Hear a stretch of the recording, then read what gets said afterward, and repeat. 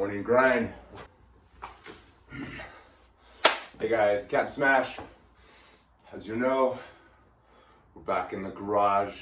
It's super dirty in here, but you know what? My training partner decided he wanted to sleep in today, so we're doing a little garage workout, and I thought I'd take a little chance to chat about some of my findings in dealing with my femoral nerve impingement and my osteoarthritis.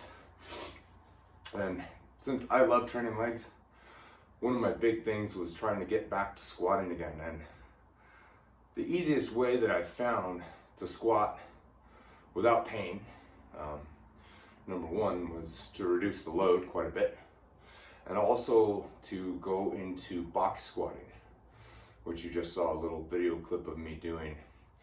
And for sets and reps, I've really just been hammering an exercise with a lot of reps. Means the weight's so light, like it's such a vast difference from powerlifting, where you know you're hitting heavy singles or doubles, triples, or you know you're on a 5x5, and I just can't get the weight up there anymore. So what I found is just using a lighter load and just repping as close to failure as I can get, or combining exercises. So you know, if I was in the gym, I'd go and hit some leg extensions, and then I'd go back to my squatting as a kind of superset, or doing a giant set with squats and leg extensions, leg curls, that type of thing. That way I can really burn out the muscles. And then, you know, from what I've looked at in the research, it really doesn't matter what rep range you're hitting. You know, you're going to hit some hypertrophy gains, which is what I'm after right now, and just keep increasing the size of my legs.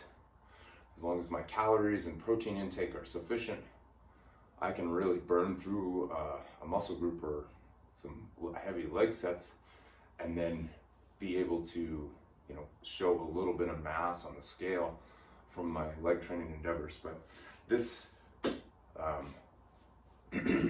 box squat has been a truly lifesaver, because I can do lots and lots of volume with it, and it doesn't affect my arthritis or my hip nearly as much.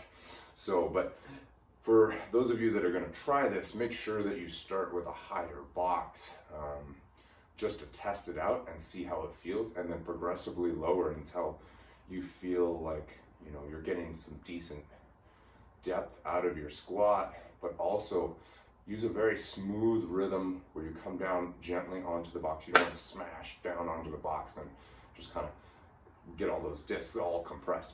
And another thing, if you notice, I'm taking a really long time to kind of get my brace up at the top. I'm not just banging out fast reps. I'm moving nice and slow, consistent. My feet are set and a good distance apart that makes me, you know, make sure my knees are over my toes.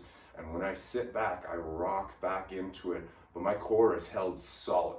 I think the big thing with this one that I catch most people doing is they breathe before the rep is completed, versus when I'm doing these, I'm taking that breath in at the top, making sure my core is set tight.